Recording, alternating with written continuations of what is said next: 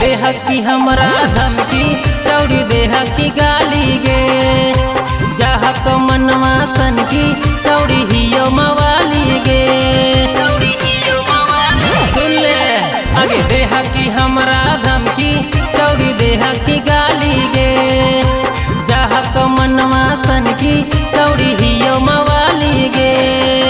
प्यारे जे कैलियो तोरा से सजिया करके दिखाइबोगे आगे मैया से कह दे सुन गे चौड़ी कन्हैया बनाइबोगे तोर मैया से कह के सुन गे चौड़ी कन्हैया बनाइबोगे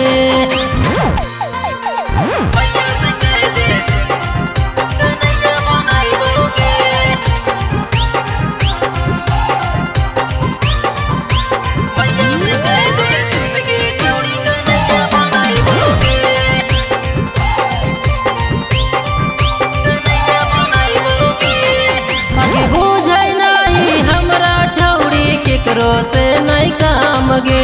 माई बाबू के सामने छौड़ी डरबो नहीं हम गे अभी बुझे नहीं हमरा छौड़ी केकरो से नहीं काम गे माई बाबू के सामने छौड़ी डरबो नहीं हम गे प्यार की पावर तोरा बतैबोगे आगे मैया से कह दे सुन गे चौड़ी कन्हैया बनाइबोगे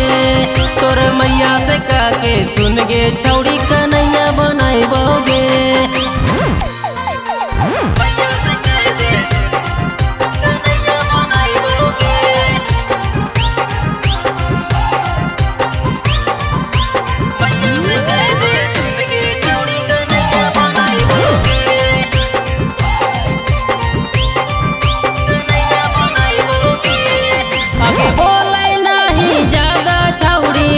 हो जाओ पर आगे मन भी नहीं बतिया हमर चल जाइबो तोर घर आगे आगे बोले नहीं ज्यादा छौड़ी गरम हो जाओ पर आगे